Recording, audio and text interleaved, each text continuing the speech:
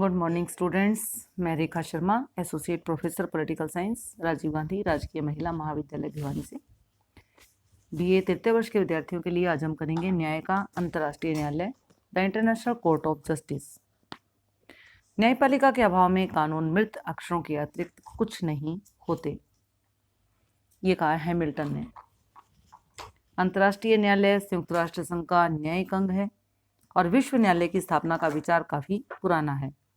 विभिन्न राज्यों के राजनीतिज्ञों, सरकारों तथा राष्ट्रीय और अंतर्राष्ट्रीय संगठनों द्वारा इस बात को महसूस किया गया कि अंतर्राष्ट्रीय विवादों का निपटारा शांतिपूर्ण तथा बुद्धिमत्ता से होना चाहिए। इसलिए सन 1899 में मध्यस्थता के स्थायी न्यायालय की स्थापना की गई। हेग सम्मेलनों जो कि 1899 तथा 1907 में हुए, यह सिद्धांत स्वीकार कर लिया गया कि अंतर्राष्ट्रीय विवादों को निपटाने के लिए सबसे अधिक प्रभावशाली और न्यायपूर्ण साधन पंच निर्णय हैं। अतः पंच निर्णय के आधार पर ही विवादों का समाधान करने के लिए जो पंच निर्णय थे वो स्थायी न्यायालय की सन 1919 में स्थापना की गई। इसका मुख्य आधार पर ही विवादों का समाधान करने के लिए कार्यालय जो था वो हॉलैंड राज्य के नगर हेग में रखा गया। परंतु यह न्यायालय अपने कार्य में अधिक सफल नहीं हो सका, क्योंकि सही अर्थों में ना तो यह स्थायी था और ना ही न्यायालय था। उसमें न्यायाधीशों अथवा पंच निर्णयों की एक लंबी सूची होती थी, जिनमें से संबंधित पक्ष आवश्यकता पड़ने पर पंच निर्णायकों को चुन सकते थे।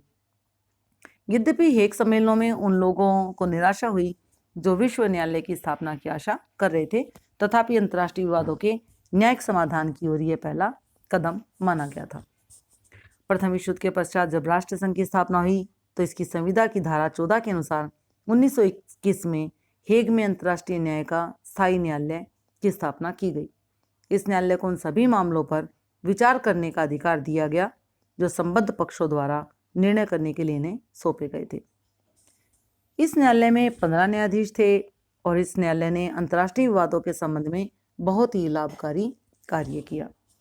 यह न्यायालय सन 1922 से लेकर 1940 तक कार्य करता रहा और इसने अपने काल में अनेक महत्वपूर्ण निर्णय लिए।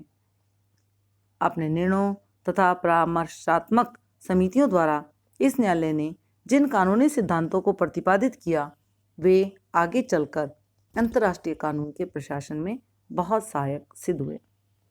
हम बात करते हैं अंतर्राष्ट्रीय न्यायालय की, इंटरनेशनल कोर्ट ऑफ जस्टिस। दूसरे विश्व युद्ध के पश्चात सैन फ्रांसिस्को सम्मेलन 1945 में, जिस समय संयुक्त राष्ट्र संघ की स्थापना पर विचार हो रहा था, उस समय इस बात पर काफी विवाद चला कि पुराने अंतर्राष्ट्रीय न्यायालय को संयुक्त राष्ट्र संघ के अंतर्गत रखा जाए या एक दूसरे नए न्यायालय की स्थापना की जाए। इस संबंध में दो परस्पर विरोधी मत प्रकट किए गए।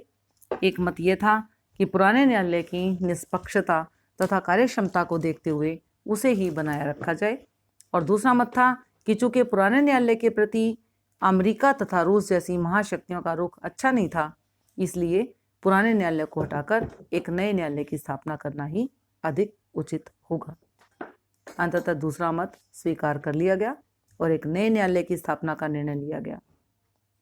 चार्टर के अनुच्छेद 92 के अनुसार इसको संयुक्त राष्ट्र संघ का एक महत्वपूर्ण अंग माना गया और इसकी पहली बैठक हेग में 3 अप्रैल 1946 को हुई थी।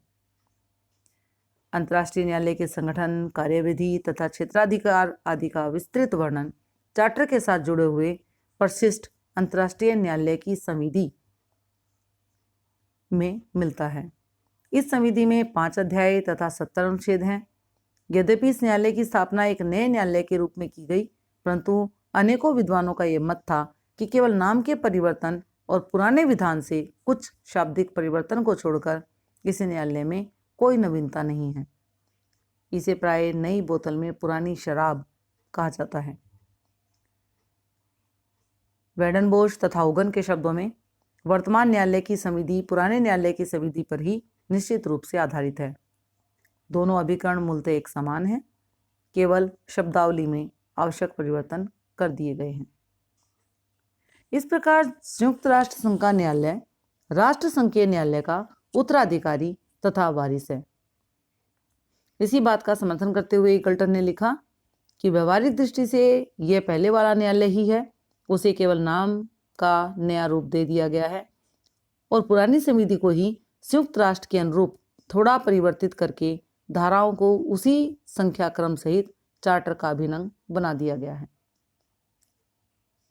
दोनों न्यायालयों में इससे सबसे अधिक जो समानता है वो और क्या हो सकती है कि नई समिति की धाराओं को पुरानी समिति की धाराओं के समान ही संख्या क्रम दिया गया, इसको एज इट इज उठा लिया गया।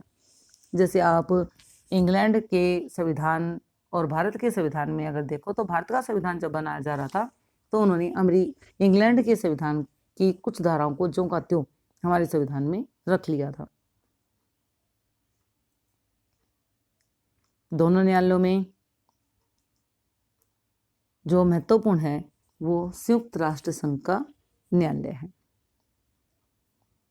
इसके अतिरिक्त संयुक्त राष्ट्र संघ के चार्टर की धारा 92 में इसी तथ्य को स्वीकार किया गया है कि इस धारा के अनुसार अंतर्राष्ट्रीय न्यायालय स्थायी अंतर्राष्ट्रीय न्यायालय की समिति पर आधारित है। केवल इतना ही नहीं बल्कि चार्टर के अनुच्छेद 36 तथा 37 से भी न्यायालय को पहले न्यायालय का उत्तराधिकारी माना जा सकता है। हम बात करते हैं अंतर्राष्ट्रीय न्यायालय के संगठन की। Composition of international court of justice. अंतर्राष्ट्रीय न्यायालय के न्यायाधीशों की संख्या 15 निश्चित की गई है। न्यायालय में स्थायी न्यायाधीशों के अतिरिक्त किसी विशेष विवाद के लिए अस्थायी न्यायाधीशों को भी नियुक्त किया जा सकता है। हम बात करते हैं क्वालिफिकेशंस की, योग्यताएं। अंतर्राष्ट्रीय न्यायालय के न्यायाधीश के पद पर चुने जाने वाले व्यक्ति में निम्नलिखित योग्यताएं होनी चाहिए।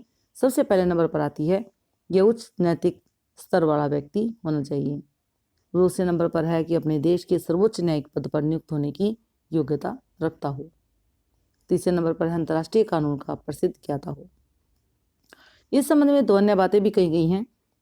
पहले नंबर पर आती है कि एक ही देश के एक से अधिक न्यायाधीश नहीं हो सकते हैं और दूसरे नंबर पर है कि न्यायाधीशों का निर्वाचन करते समय सभ्यता के प्रमुख रूपों और विश्व की प्रमुख विधिक पद्धतियों का प्रतिनिधित्व अवश्य होना चाहिए और ये बात अनुच्छेद 9 में लिख दी गई है।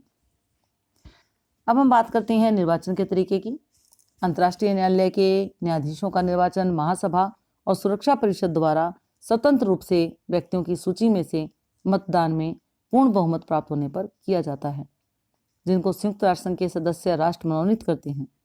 व्यवहारिक प्रक्रिया में न्यायाधीशों के चुनाव के लिए पहला चरण संघ के सदस्यों द्वारा व्यक्तियों का मनोनीत किया जाना है और कोई भी राष्ट्रीय समूह 4 से अधिक व्यक्तियों का मनोनयन नहीं कर सकता।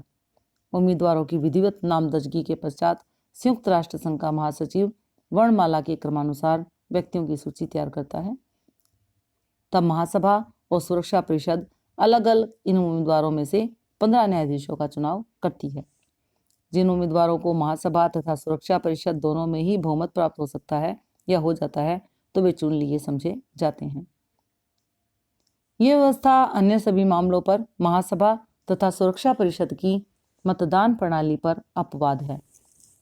पूर्ण बहुमत का अर्थ है सदस्यों की कुल संख्या के 50% से अधिक, जबकि महासभा में अन्य निर्णय या तो साधारण बहुमत से या उपस्थित व मतदान में भाग लेने वाले सदस्यों के 2/3 बहुमत से लिए जाते हैं।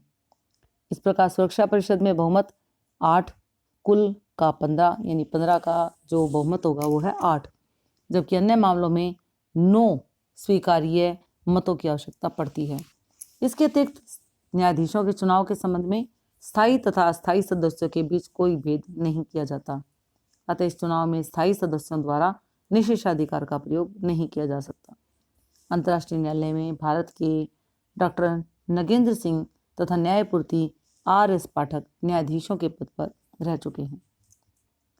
न्यायालय के विधान में यह पहले ही कहा गया है कि न्यायालय स्वतंत्र न्यायाधीशों का बनेगा जिनके चुनाव में उनकी राष्ट्रीयता पर कोई ध्यान नहीं दिया जाएगा, परंतु इसके साथ ही यह भी कहा गया कि किसी भी राष्ट्र में से एक से अधिक न्यायाधीश नहीं चुने जा सकते और इस प्रकार इस उद्देश्य से कि कोई भी राष्ट्र अथवा समूह न्यायालय पर हावी न हो जाए, ये कहा गया कि न्यायाधीश में सभ्यता के मुख्य स्वरूपों और संसार की मुख्य कानूनी व्यवस्थाओं का प्रतिनिधित्व होना चाहिए।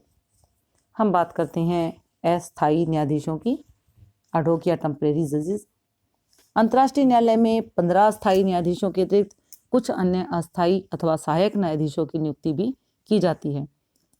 जब किसी ऐसे देश का मामला न्यायालय के विचाराधीन हो तो उस देश का कोई भी न्यायाधीश उस समय न्यायालय में न्यायाधीश ना हो तो उस देश द्वारा अपना कोई कानूनी विशेषज्ञ उस मामले की सुनवाई के दौरान न्यायालय में अस्थायी न्यायाधीश के रूप में चुन लिया जाता है। परंतु जब उस मामले की सुनवाई समाप्त हो जाएगी तो उस अस्थायी न्यायाधीश को अपना पद त्यागना पड़ता है।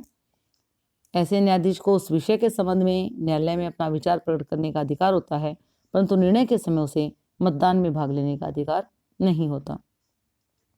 हम बात करें कार्यकाल की, टेन्योर की। न्यायाधीशों का कार्यकाल 9 वर्ष निश्चित किया गया है और उनमें से 1/3 जैसे कि 5 न्यायाधीश प्रत्येक 3 वर्ष के पश्चात अवकाश ग्रहण करते हैं और उसके स्थान पर नए न्यायाधीश निर्वाचित कर लिए जाते हैं।